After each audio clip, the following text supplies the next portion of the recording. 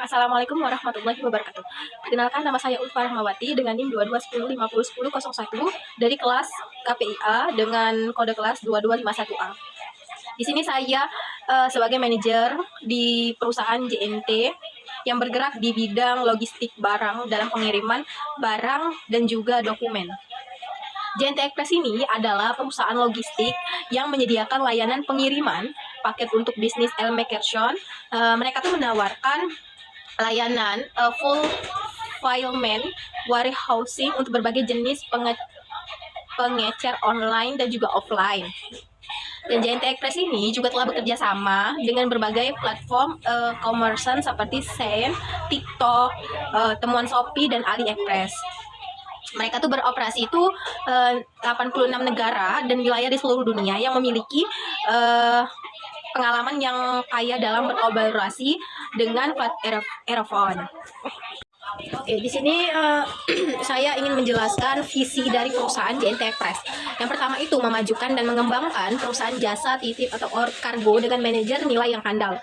Yang kedua, terkemuka dan dipercaya oleh masyarakat di seluruh dunia. Yang ketiga, mensejahterakan masyarakat yang kurang mampu. Selanjutnya, kami membangun visi perusahaan JNT Express. Yang pertama, menyediakan produk jasa angkutan dan titipan ke seluruh pelosok di Indonesia dengan mengutamakan kepuasan customer. Yang kedua, menyelenggarakan kegiatan usaha yang menciptakan iklim kerjasama yang kondusif bagi komunitas perusahaan untuk berkontribusi secara maksimal demi pertumbuhan dan kelangsungan hidup perusahaan. Yang ketiga, menjalankan bisnis kargo atau jasa titipan dan manajemen resiko secara etika untuk meningkatkan nilai pemegang saham secara maksimal. Terus yang keempat, berperan serta dalam usaha pengembangan ekonomi nasional.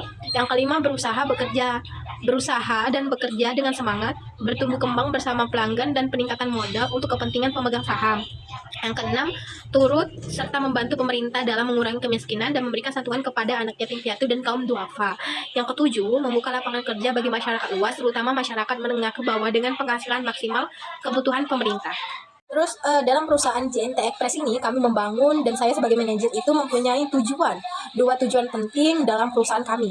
Yang pertama itu mendapatkan keuntungan dan membangun penjual dalam meningkatkan penjualan serta memperluas pasar dan memperluas jangkauan layanan ke berbagai daerah dan negara untuk menjangkau lebih banyak pelanggan.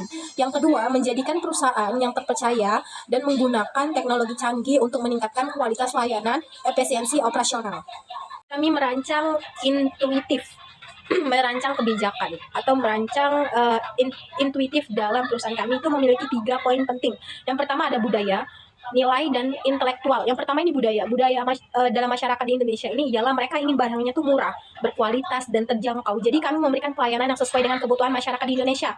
Yang kedua, nilai, pembelian dan penjualan yang sangat praktis, hemat waktu, sehingga membuat pembisnis dan konsumen semakin gemar menikmati serta melayani pelangganan dengan senang hati, serta beretika tinggi dan jujur sebagai seorang pembisnis.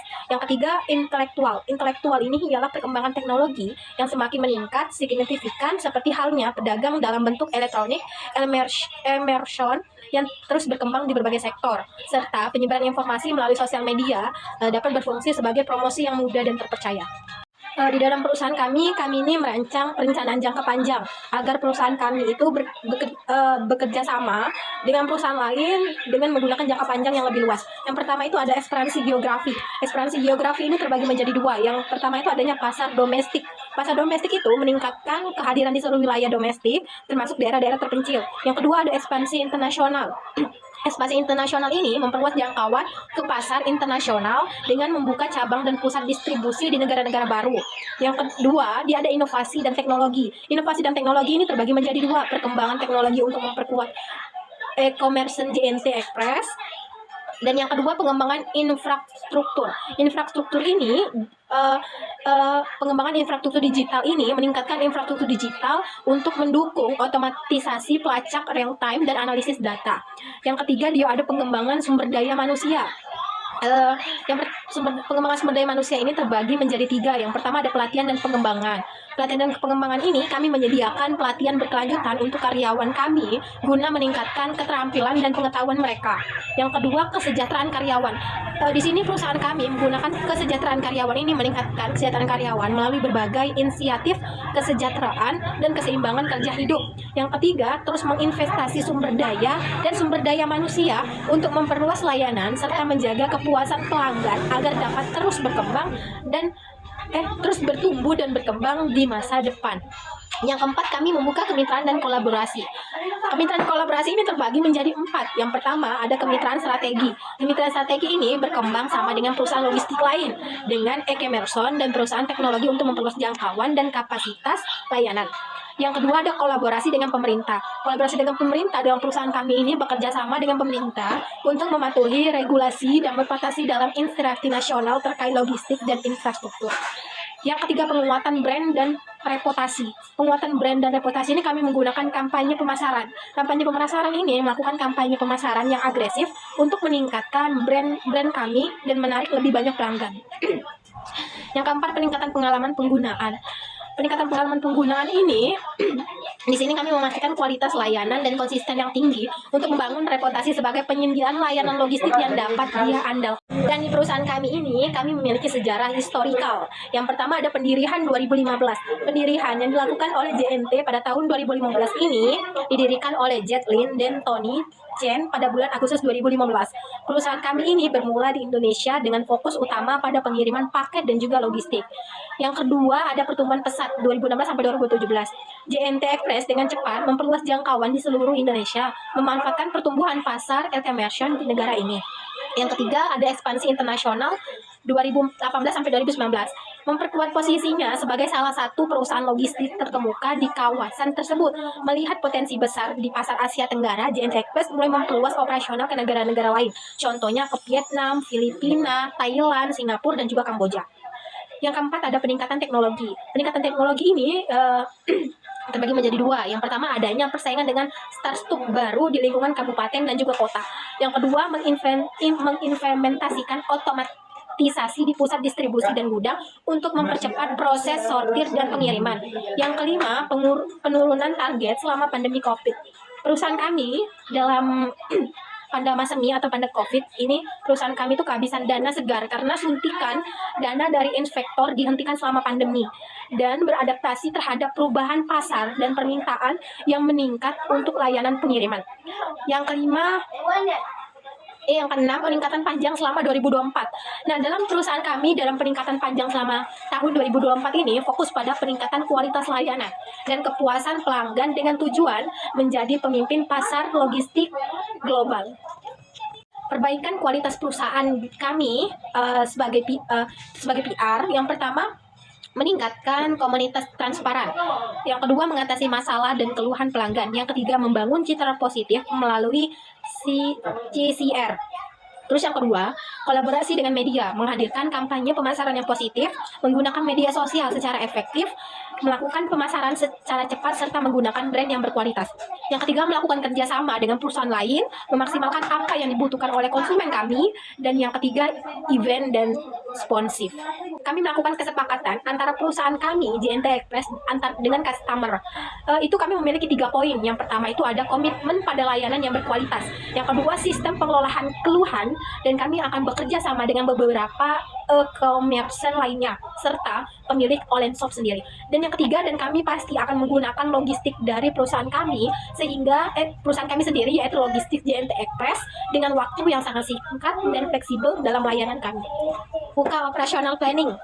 Pembentukan kebijakan kami itu ada 4. Yang pertama, perencanaan rute dan distribusi. Perencanaan rute dan distribusi ini terbagi menjadi 2. Optimasi rute dan hub dan gateway.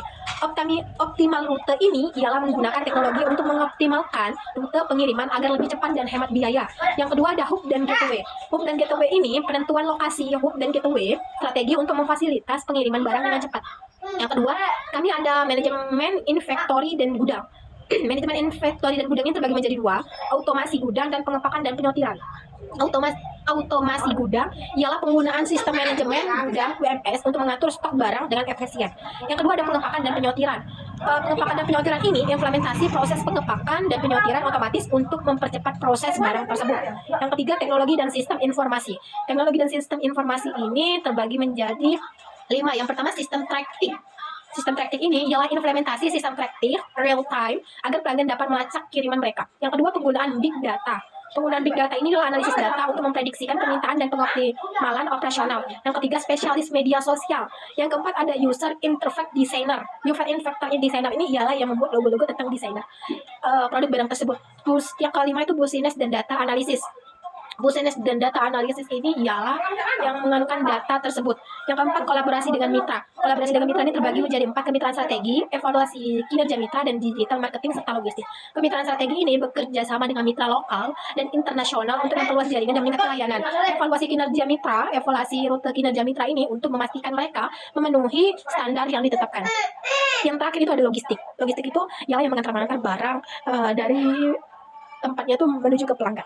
Kami membuka analisis perencanaan pelaksanaan. Yang pertama itu kami menganalisis pasar dan persaingan untuk menentukan strategi bisnis. Yang kedua, kami menguji ulang situs web atau aplikasi. Yang ketiga, interaksi sistem pembayaran dan pengiriman. Yang keempat, ada pelatihan karyawan dan cara mengelola situs web dan aplikasi. Yang kelima, pemantauan dan analisis perform bisnis kami. Pelaksanaan yang dipantau oleh manajer atau supervisor itu memiliki kesalahan. Kami menggunakan planning B, yaitu tingkat penjualan yang menurun drastis karena banyak customer yang mengeluh di biaya ongkos kirim dan mengeluh akan waktu pengiriman yang tertunda dengan waktu yang kadang tidak fleksibel. Itu kesalahan dari perusahaan kami dan kami menggunakan planning B. Menggunakan planning B, itu yang pertama kami membuat adanya gratis ongkir khusus untuk pengguna baru. Yang kedua, diskon 50% khusus untuk pengguna baru ketika dia membeli barang itu mencapai 100.000 sampai 500.000. Kami di sini dalam perusahaan kami memiliki evaluasi. Evaluasi yang pertama itu ada problem. Problem dari perusahaan kami. Yang pertama, sering keterlambatan akan pengiriman. Yang kedua, barangnya yang datang rusak dan tidak berhati-hati. Customer kami kadang mengeluh akan barang yang datang dengan rusak dan tidak berhati-hati. Dan solver problemnya ini kembali kepada divisi logistik yang bertanggung jawab atas keterlambatan pengiriman atau user experience designer yang bertanggung jawab untuk kenyamanan penggunaan. Serta manajemen gudang juga harus mengecek barang, apakah itu barang yang tahan banting atau tidak, yang akan dikirim kepada customer sehingga bisa berhati-hati terhadap barang tersebut.